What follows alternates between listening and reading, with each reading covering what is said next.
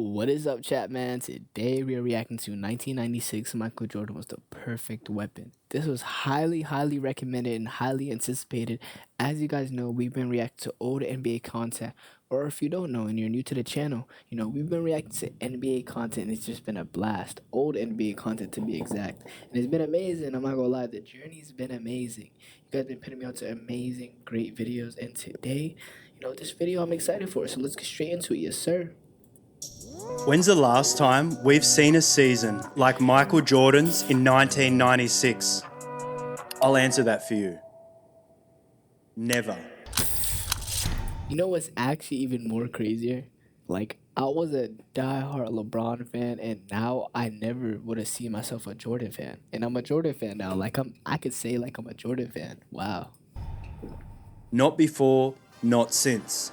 Jordan didn't just come back from retirement, he came back with a vengeance that shook the entire basketball world.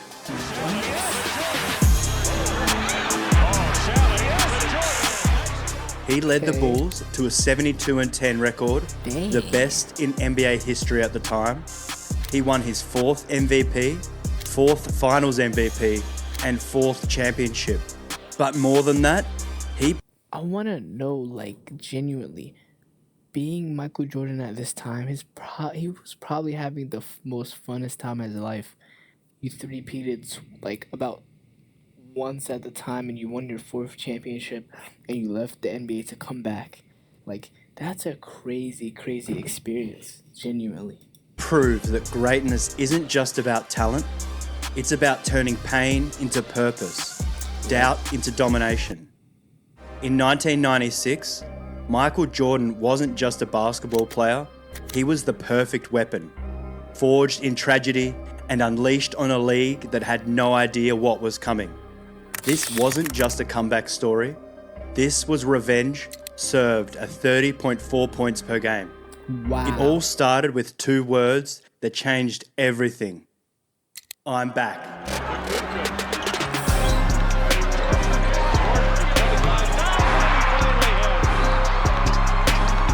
I feel like the league was scared as soon as he said I'm back. Let me know what y'all think, because saying I'm back and you're the most dominating player in the whole entire era, like, the NBA was probably like, he's gone, let's go. But when he came back, it was crazy.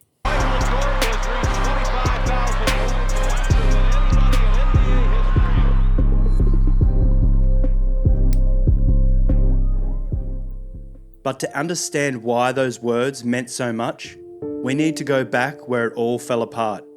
July 23rd, 1993. Michael Jordan's father, James, was found dead in a South Carolina swamp, murdered during a random robbery.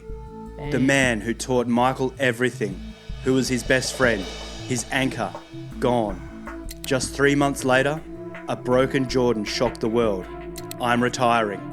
The greatest basketball player in history, at the peak of his powers, walking away at 30 years old. He'd won 3 straight championships, but without his father watching. At 30 years old and he accomplished that much. Players at 30 years old don't even have a ring right now. What? What was the point?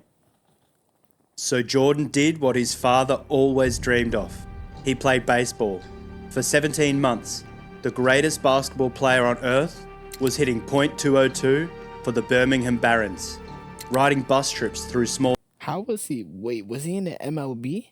Wait a minute. I didn't know he was actually in the MLB. Was he like the... How did he get an MLB contract? I know he's Michael Jordan, but how? I'm genuinely curious about that. towns, trying to find meaning in a game that wasn't his.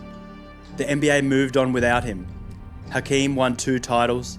The Magic emerged with Shaq and Penny. Damn. People started asking the question nobody thought they'd ask. Did we already see the best of Michael Jordan? Wow. Then came March 18th, 1995. No press conference, no ESPN special, just a 2-word fax sent to media outlets. I'm back. That's it. 2 words that sent shockwaves through the sports world. In an era before Twitter, before Instagram, a simple fax became the most famous message in sports history. Wow. Jordan's agent wanted to write a proper press If that's aura, nigga, that is aura. release. Michael said no. He grabbed a pen, wrote 2 words, and changed everything. But here's the thing. That 1995 return, it wasn't perfect. Rusty from baseball, wearing number 45 instead of 23. Jordan looked human. The Magic bounced them in the playoffs. Nick Anderson stripped him at a crucial moment. Damn. Horace Grant, his former teammate, dominated the Bulls' front court.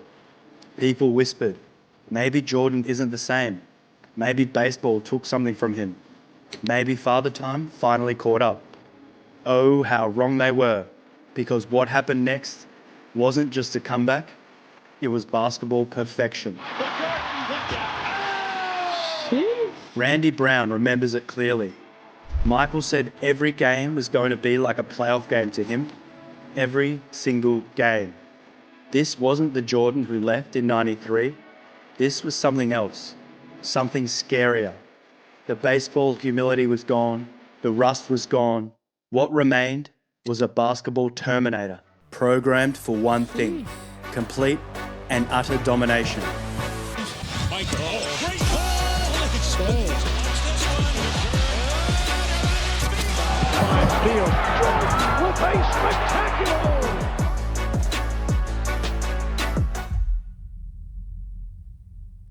The Bulls opened the season against the Hornets. Jordan dropped 42. Message sent. 4 days later against Toronto, 38 points. But more importantly, the Bulls were 3-0, then 5-0, then 10-1. Then something crazy started happening. They weren't just winning, they were destroying teams. By December, they were 23-2. The rest of the NBA was watching in horror. This wasn't supposed to happen. Teams don't go 23-2 to start a season. But this wasn't just any team. This was Jordan with a mission. Pippen at his peak and a new wild card. Dennis Rodman. Yeah, that Dennis Rodman. The guy with the coloured hair, the wedding dress, the everything. The Bulls took a massive gamble bringing in the notorious bad boy, but Jordan wanted him. Why? Because Rodman averaged 14.9 rebounds that season. Damn. Because he played defense like a man possessed. Because when you're building the perfect weapon, you need the perfect ammunition.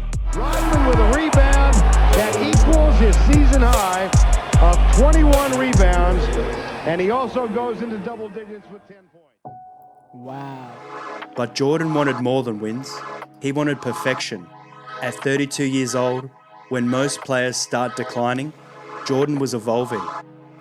That season, he shot 42.7% from three-point range, a career high. Think about that.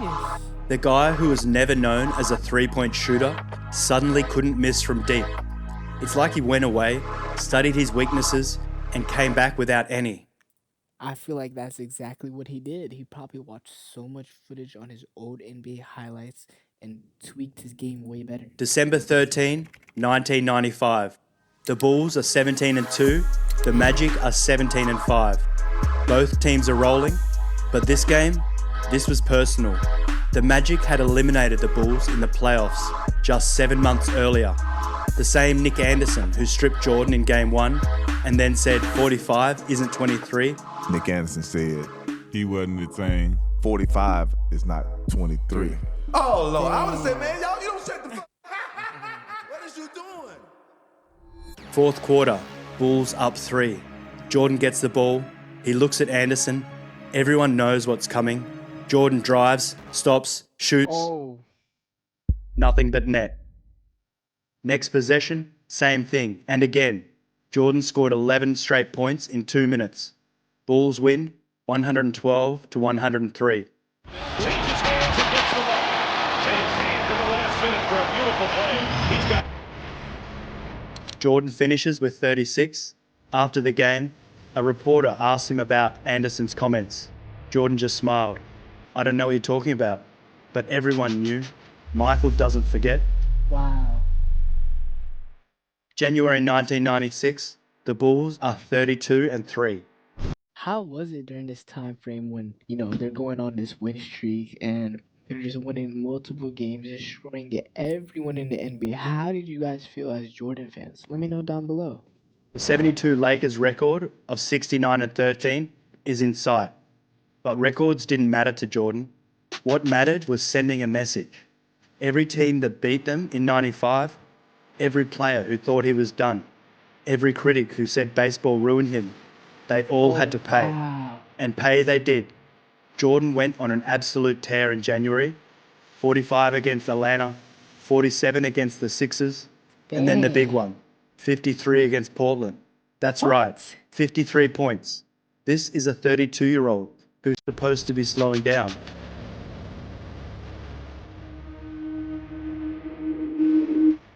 This is when people started realizing this wasn't just a great team, this was the greatest team. Phil Jackson had the triangle humming, Pippen was everywhere, 19.4 points, 6.4 rebounds, 5.9 assists. Rodman was grabbing every rebound in sight. Tony Kukoc was instant offense off the bench. Steve Kerr was drilling threes. Luke Longley was holding down the middle. Role players playing their roles to perfection. But the engine, the perfect weapon, that was Jordan. 30.4 points per game to lead the league. 2.2 steals per game. Playing all 82 games. No All 82 games? load management. No rest. Just 37.7 minutes a night of pure basketball excellence.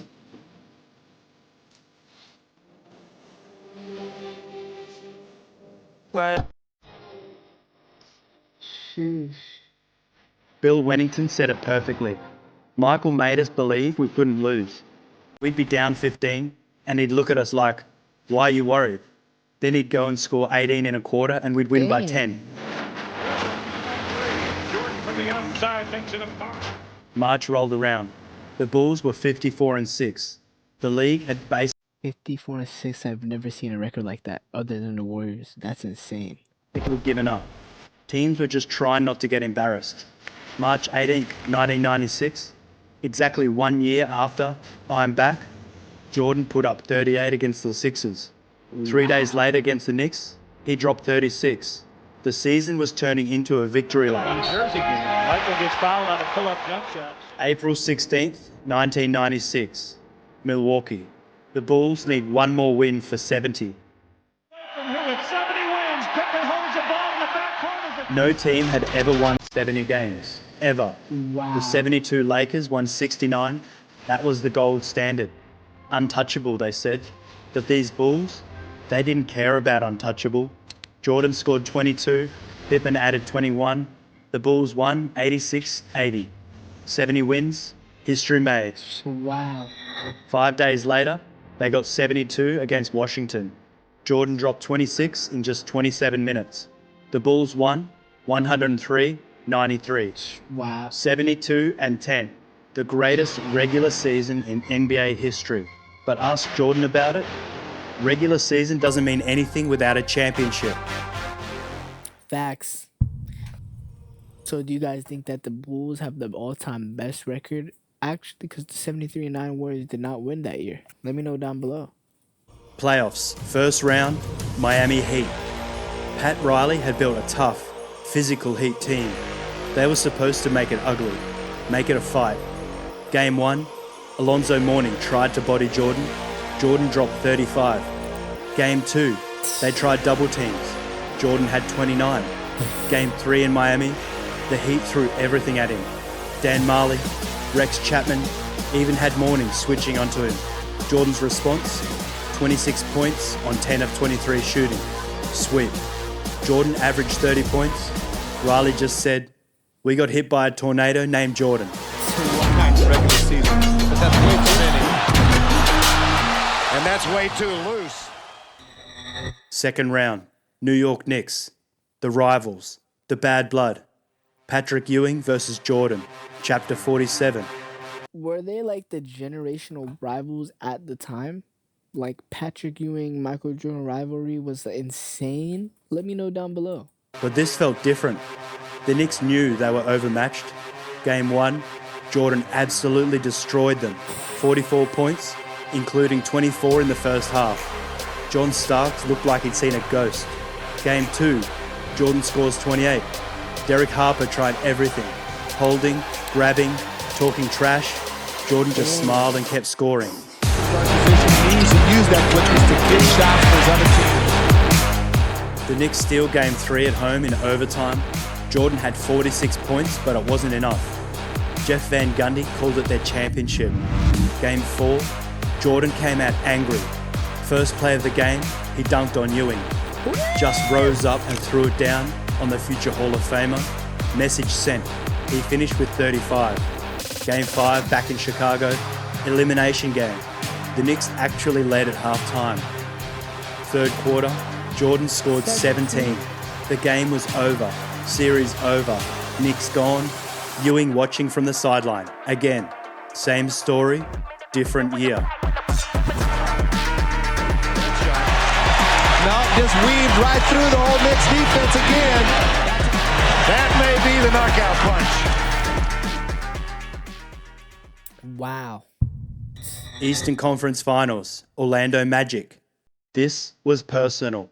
Nick Anderson, Horace Grant, the team that embarrassed them in '95, Penny and Shaq, the future. Jordan had circled this series all year. Game 1 was a statement. Jordan didn't just want to win, he wanted to humiliate them. 21 points, but here's the crazy part. The Bulls won by 38. They won 120. I don't think I've ever seen Jordan have 21 points in a playoff game.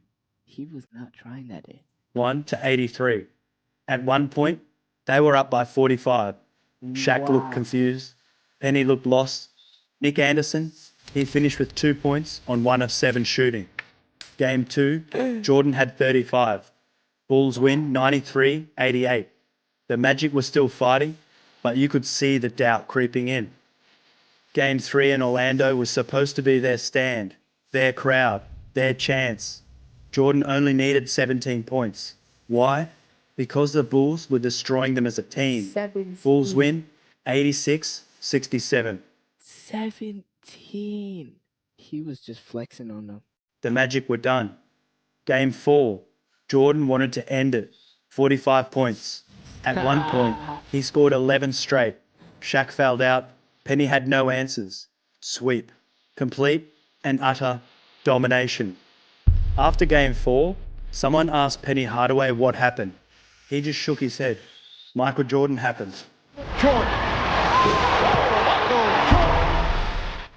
Nick Anderson was asked about Jordan. He just walked away. Some wounds don't heal. June 5th, 1996, NBA Finals, Game 1, Bulls vs Supersonics. Seattle had Gary Payton, the best defensive guard in basketball, the glove, the trash talker, the only point guard to ever win Defensive Player of the Year. They had Sean Kemp, an athletic freak who could jump out of the gym. They had won 64 games and demolished the Jazz in the Western Conference Finals. George Karl, their coach, had a plan. Let other guards chase Jordan for the first 2 games. Save Payton for Seattle. Big mistake. First quarter, Jordan torches Hersey Hawkins for 13 points. It's not even fair. Jordan's backing him down, shooting over him, driving past him like he's standing still. Yeah, that's bad coaching advice. Nah, what? In the finals? The Sonics' game plan was dead on arrival. Bulls win 107-90. Jordan, 28 points, but it felt like 50. Game 2, the Sonics come out swinging. This time, they're not backing down. Seattle hangs around all night. Every Bulls run answered Sean Kemp had a jumper? by a Sonics push.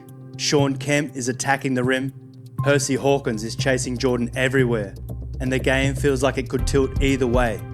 But Michael Jordan is steady. He's not dominating every possession, but he's in complete control, scoring when the Bulls need it, setting up teammates when the defense collapses. Fourth quarter, it's tight. Chicago's lead is just 2 with under 5 minutes left. The United Center crowd is nervous, but this is why Jordan is Jordan. He finishes with 29 points, 6 rebounds. You see, I like Jordan, man. He's actually very competitive.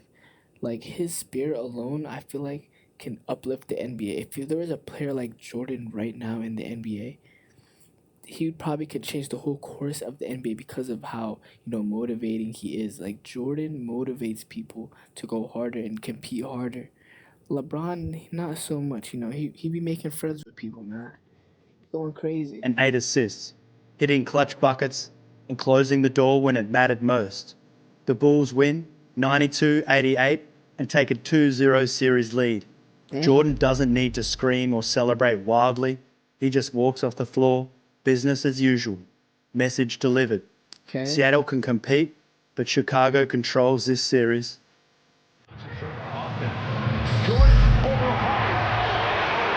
See how hard Michael Jordan worked on. Hey, he got that jumper. Back in though. Seattle, Game 3. Jordan kept rolling with 36 points. Bulls dominate, 108-86. Up 3-0, looking for the sweep.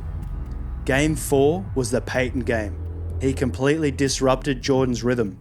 Jordan shot 6 for 19, looked Wow. frustrated, even got into it with the refs. The Sonics won by 21. Suddenly, everyone's talking. The glove figured him out. Jordan's finally met his match. Seattle in 7. You see, that's where you messed up. Phil Jackson was asked about Peyton's defense. He smiled.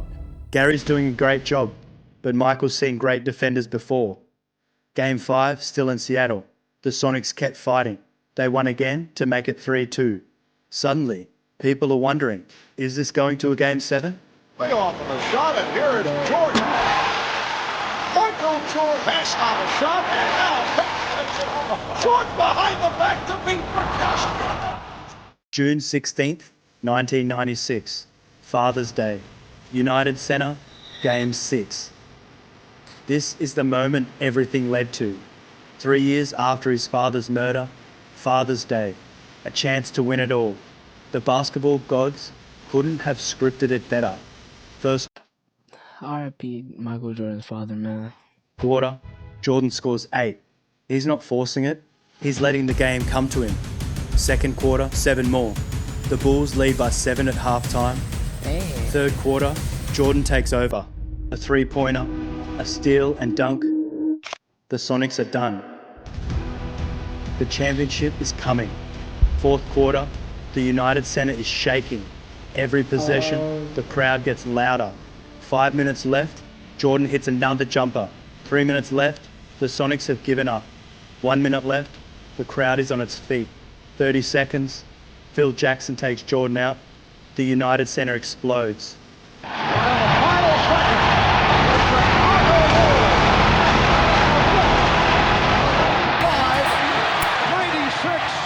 NBA championship. Shit. The buzzer sounds 87-75. The Bulls are champions. And then it happens. The perfect weapon breaks. Jordan falls to the floor, clutching the basketball, sobbing uncontrollably. 3 years of pain, 3 years of doubt, 3 years of questions. It all comes pouring out. He runs to the locker room, collapses again. The cameras follow. The world watches Michael Jordan, the toughest competitor in sports, Wow. crying like a child. This is for Daddy, he whispers. 22 points, 9 rebounds, 7 assists in Game 6. Finals MVP, his 4th championship. But the numbers don't matter. What matters is that on Father's Day, 3 years after losing the man who meant everything to him, Michael Jordan proved that greatness isn't about being invincible, it's about being broken and choosing to be unbreakable. The 95-96 Bulls didn't just break records, they redefined what perfect means. 72-10 in the regular season, 15-3 in the playoffs, 87-13 overall. They led the league in scoring, they had the best offensive rating, they had the best defensive rating, they had the MVP, the best rebounder, the 6th man of the year, they had everything. But most of all, they had Michael Jordan at his absolute peak. Not the young Jordan who was pure athleticism, not the old Jordan who relied on guile. This was Jordan 3.0, the perfect weapon.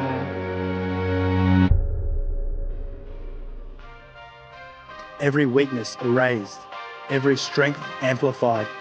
A 42.7% three-point shooter who also led the league in scoring, a 32-year-old who played all 82 games, a leader who made champions out of role players. Tony Kukoc said it best years later. People ask if we could beat today's Warriors or other great teams. I laugh. We had Michael Jordan, not just any Michael Jordan, 1996 Michael Jordan. That's not fair to any. You think Michael Jordan can beat anyone one-on-one, though, in the NBA history, though? Do you guys think that? Anybody. The numbers are staggering. 30.4 points per game, 6.6 rebounds, 4.3 assists, 2.2 steals, MVP, Finals MVP, All-Star Game MVP, First Team All-NBA, First Team All-Defense. But numbers can't capture what Jordan was that season. Him and his two other teammates made that. Wow. Was rage turned into art. He was pain transformed into perfection. He was a man who lost everything that mattered and responded by becoming untouchable. Every game was a statement. Every quarter was a message. Every shot was a declaration. I'm not done. I'm not diminished. I am Michael Jeffrey Jordan, and I am the perfect weapon. Steve Kerr tells this story. Late in the season, we're up 30 against someone, garbage time, Michael's on the bench. The other team goes on a little run, cuts it to 22. Michael stands up, takes off his warm-ups. Feels like Michael, we're up 22. Michael just says, they need to remember. That's who he was that year. No lead was safe enough. No statement was strong enough. In 1996, Michael Jordan didn't just play basketball, he authored basketball. He wrote the definitive text on what it means to be great. The league watched in awe and terror as he systematically destroyed everything in his path, not with hatred, but with something worse, indifference. He wasn't angry at opponents, they simply didn't matter. They were obstacles between him and perfection, nothing more.